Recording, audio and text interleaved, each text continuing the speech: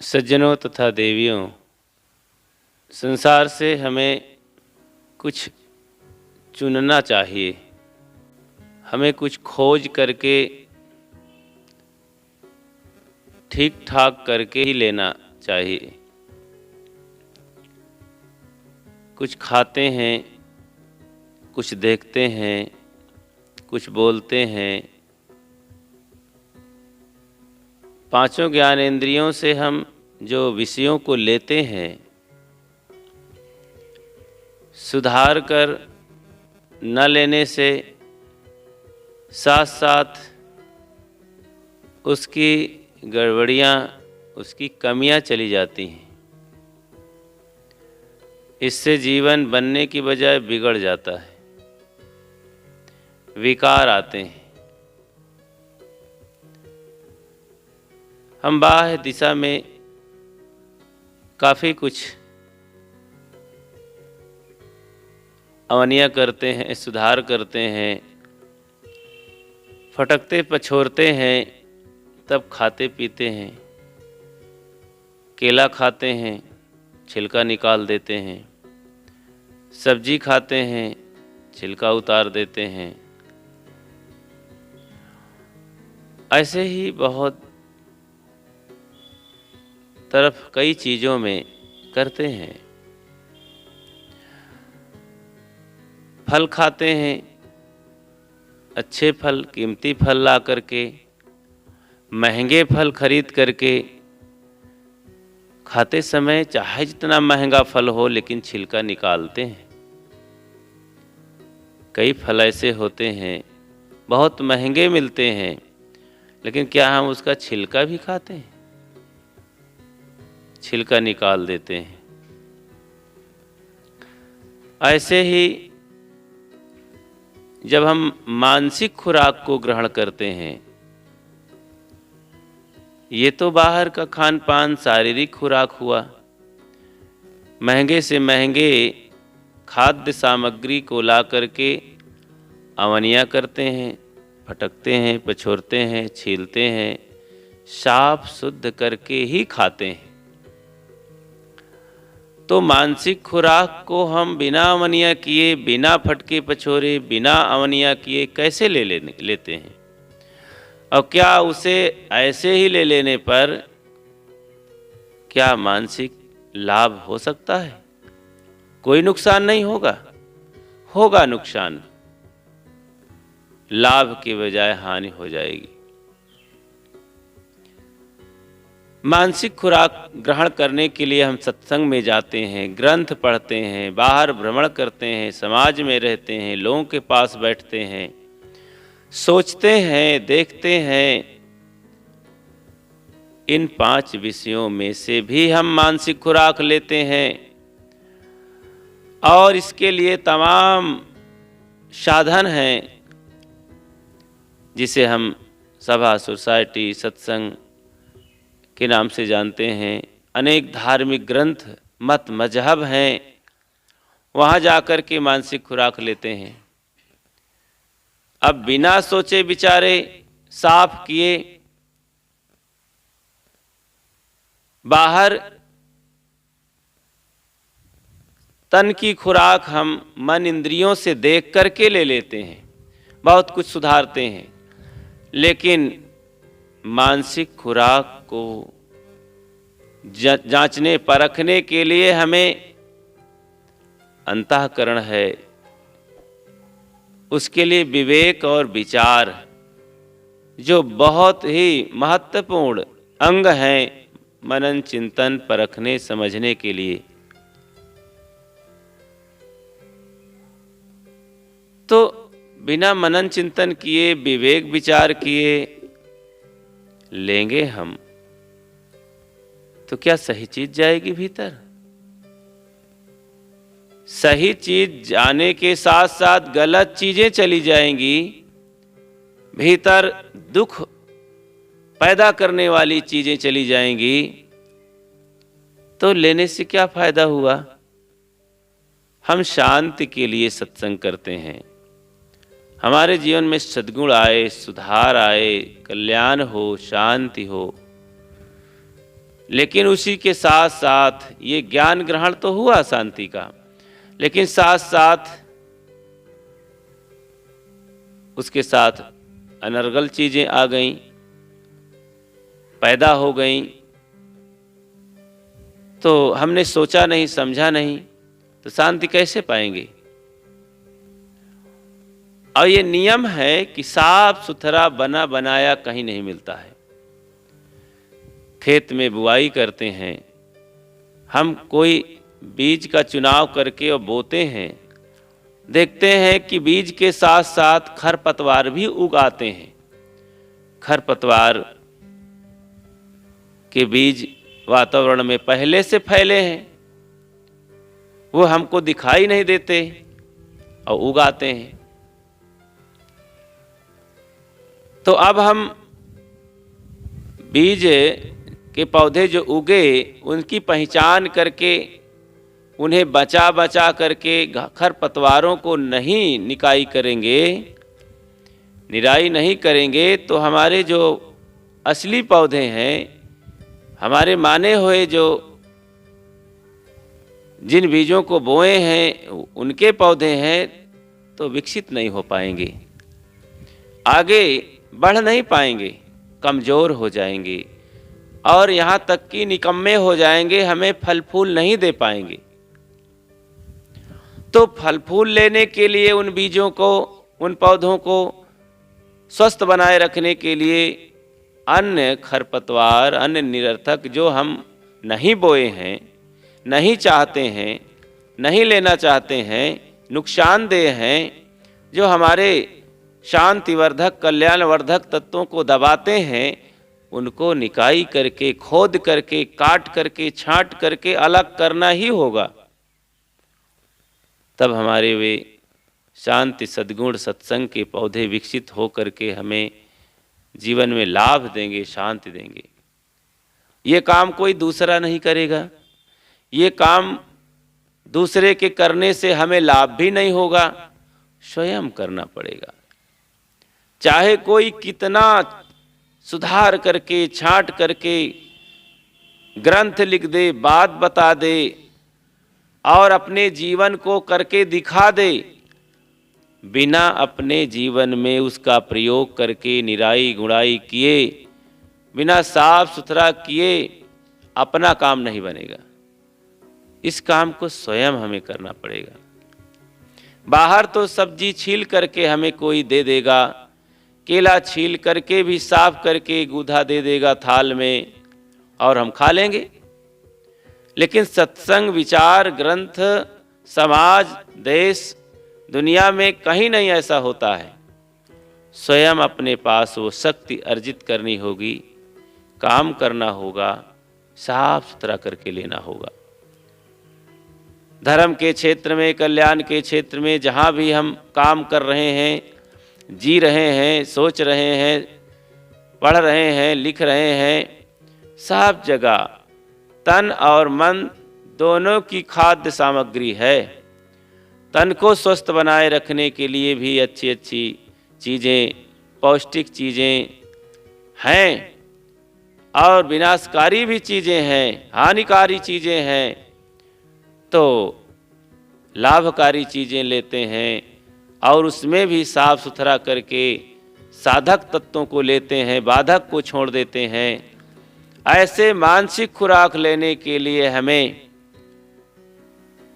जाना ही पड़ता है, हर जगह रहना ही पड़ता है उसमें। और ये काम नहीं करेंगे तो लाभ नहीं हो पाएगा, मन स्वस्थ नहीं हो पाएगा। मन की बीमारी है काम, क्रोध, लोभ, मोह, राग, द्वेष, ईर्षा, घृणा, चिंता, फिक्र, अवसाद, उदासीपन, अवगुण। ये मन की बीमारी है, रोग है, घातक रोग हैं। इन रोगों को समाप्त करने के लिए, रोगों से बचने के लिए, अरे कौन चाहता है कि हम रोगी बने, उदास बैठे रहें, मन से हरदम चिंतित रहें? सब निश्चिंत होना चाहते हैं, सब सुखी होना चाहते हैं, सब मुस्कुराना चाहते हैं। प्रसन्न चित्त से जब बात करते हैं, हंसते हुए बोलते हैं, तभी उसका प्रभाव भी अच्छा रहता है अपने लिए और पराये के लिए।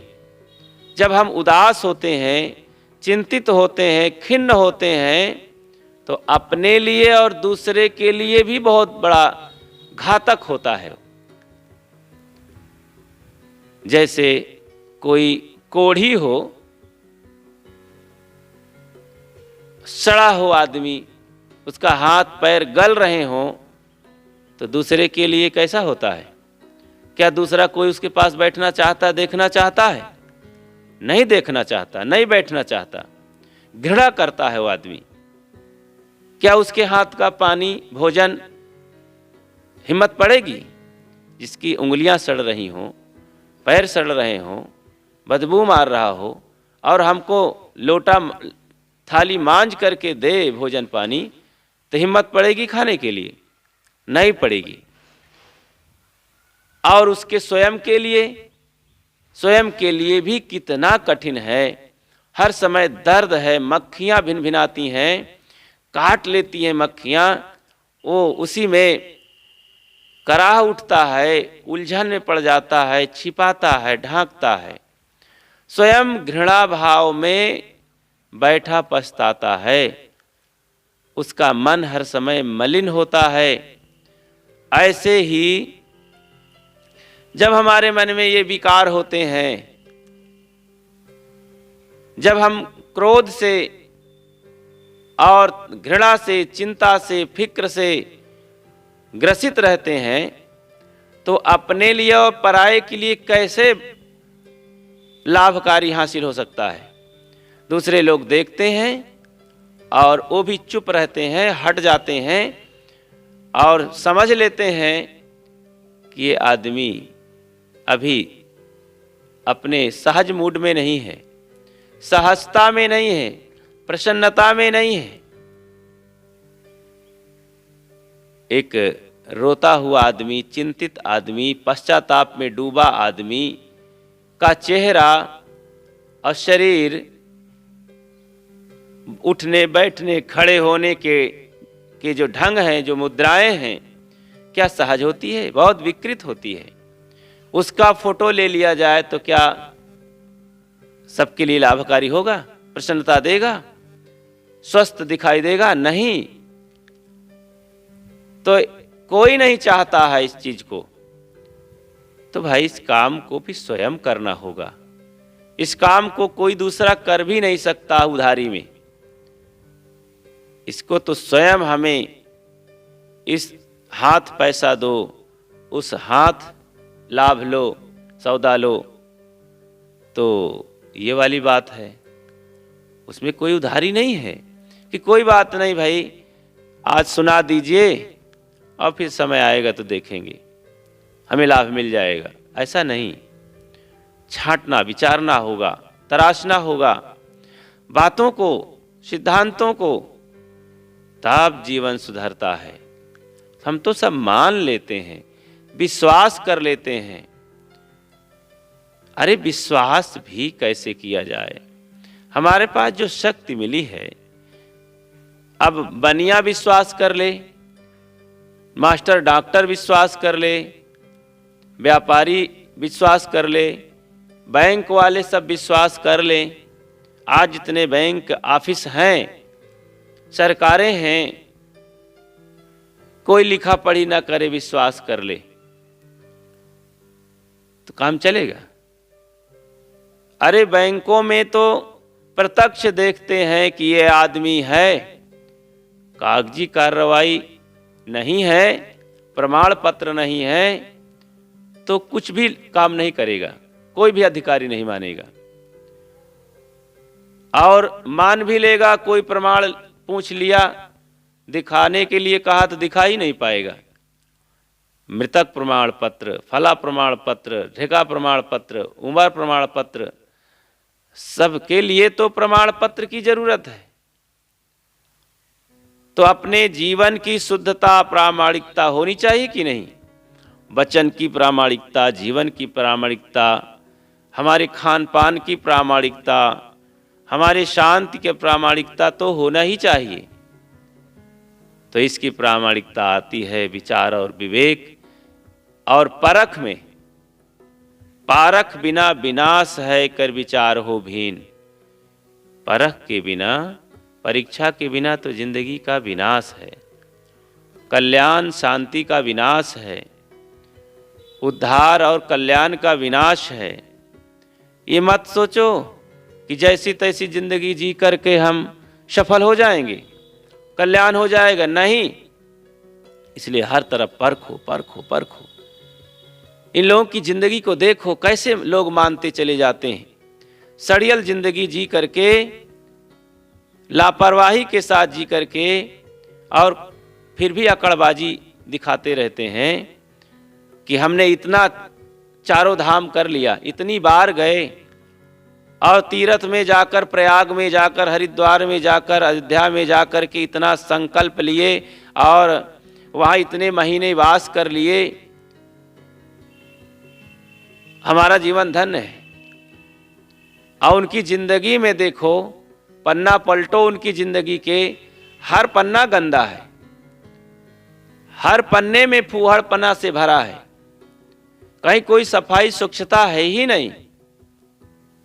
हर पन्ने में आदमी के चित्र नहीं है, जानवरों के चित्र बने हुए हैं, पशुओं के चित्र बने हैं, खूंखार सांप बिच्छी और बाघ भालू के चित्र बने हैं। जीवन मिला है मानवीय चित्र बनाने के लिए, सुंदर सुंदर देवी देवता के चित्र बनाने के लिए, भगवान भगवती के चित्र बनाने के लिए। लेकिन हमने अपनी जिंदगी के पन्नों में क्या चित्र बना डाले हैं, जरा देखो तो। पन्नों को पलटें, सोचें, विचारें, देखें। लेकिन नहीं, न देखने के लिए आंख है, न पढ़ने के लिए बुद्धि दिमाग है। तो ऐसे ही तो बाघ भालू पशु पक्षी कीड़े मकोड़े के चित्र बनेंगे और शाही के धब्बे लग जाएंगे, खून के धब्बे लग जाएंगे, काले नीले पीले धब्बे लग करके कॉपी खराब हो जाएगी। और बाघ भालू सियाल लोमड़ी के चित्र बन करके टेढ़े मेढ़े, और उसी में मुंह फाड़ेंगे। ऐसी ही जिंदगी के इस कॉपी में लोग बना रहे हैं चित्र, बिना परखे, बिना सोचे, बिना विचारे, बिना जांचे। साफ सफाई की जरूरत है बंधुओं। सुन करके जाओ सत्संग में, चाहे ग्रंथ पढ़ो, चाहे दुनिया को देखो, चाहे परंपरा से प्राप्त करते हो, परंपरा की बातों को भी सुनो, समझो, देखो, और छिलका की तरह उतारना सीखो। और जैसे धान को मूसल से कूटा जाता है तब चावल निकलता है पछोड़ करके, ऐसे ही परंपरा की बातों में, ग्रंथों की बातों में, सामाजिक बातों में, जीवन के उतार चढ़ाव के अनुभवों में सार सार लेना सीखें। सद्गुरु कबीर का वो महावाक्य ख्याल रहे, सार सार को गही रहे थोथा दे उड़ाए, साधु ऐसा चाहिए जैसे सूप सुभाए। साधु ऐसा मतलब अच्छा आदमी, आदमी वैसा चाहिए, ऐसा स्वभाव बनाना चाहे, ऐसा विचार करे जैसे सूप का स्वभाव होता है कि सार सार को लेता है, सही चीज लेता है, गलत को उड़ा देता है। ऐसे हर मनुष्य को चाहिए। हर मनुष्य का मतलब कम से कम जो अपने को मानते हैं कि मैं भक्त हूं, साधक हूं, आदमी हूं, जो जानता ही नहीं कि मैं आदमी हूं और मेरी कोई जिंदगी की कीमत है, वो क्या सोचेंगे, क्या विचारेंगे। अरे जिसने जान लिया कि बड़े भाग्य से मैं जन्म पाया हूं, ये हजारों और अनेकों जन्मों के पुण्य का फल है कि हमें ऐसा तन मन बुद्धि दिमाग मिला, ऐसे संत गुरुजन मिले, ये बड़े भाग्य का फल है कि ऐसे संत गुरुजन विवेकवान विचारवान मिले, सुंदर शरीर मिला, मानव बुद्धि मिली। नहीं तो भाई पशुवत बुद्धि में पड़ करके पागल की तरह घूमते, गंदा संदा जीवन जीते। आज देखो ना, जिनकी जिंदगी में मानवीय बुद्धि नहीं आई, जरा सा भी मानवता का कोई चित्र नहीं है, कोई रूपरेखा नहीं है, कोई नक्शा नहीं है, तो वो क्या करते हैं? उनके हाथ में, उनके दांत में, उनके शरीर में सब तरफ से केवल गंदगी निकल रही है। शैली को देखो, खाने पीने की शैली को देखो, मदिरा, मांस, बीड़ी, सिगरेट, तंबाकू, गांजा, धतूर, शराब, अंडा सब खा रहे हैं। अरे ये खाने की चीज है कोई? ये तो सब मलमूत्र गंदगी है, छूना भी नहीं चाहिए। जिसको छू करके साबुन मिट्टी से हाथ धोया जाता है 5-6 बार, उसको लोग मुख में कैसे ले जाते हैं? धिक्कार है ऐसे जिंदगी को। वे धरती के भार हैं, इस धरती की शोभा नहीं है। धरती की गंदगी है, विकार है, कचड़े हैं, कूड़ादान है। जैसे धरती में भी कभी कभी कहीं कहीं कूड़ादान होता है, लोग वहां जाकर घूर पर कूड़ा फेंकते हैं। लोग अपनी जिंदगी को कूड़ादान बना डालें, इसी में सब झोंकते रहते हैं। अरे सोचो मत, अरे ये रसोई दान बनाओ, जहां रस टपकता है, अनेक व्यंजन बनाए जाते हैं। ये हमारा मन, ये हमारा तन, ये अनेक व्यंजनों की, सुंदर सुंदर व्यंजनों की रसोई है। इसमें भक्ति रस पैदा करो, भक्ति का भोजन पैदा करो, दया, क्षमा, शील, संतोष के व्यंजन तैयार करो।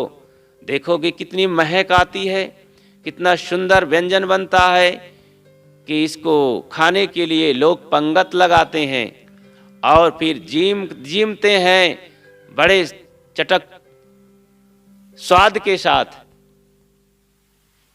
लेकिन जिंदगी में लोग जो इसे रसोई नहीं समझते, इसे कूड़ादान समझते हैं, वे काम, क्रोध, लोभ, मोह, राग, द्वेष, बीड़ी, सिगरेट, गांजा, धतूर, मांस, मछली का कूड़ादान समझ लेते हैं, झोंकते रहते हैं, फेंकते रहते हैं इसी में।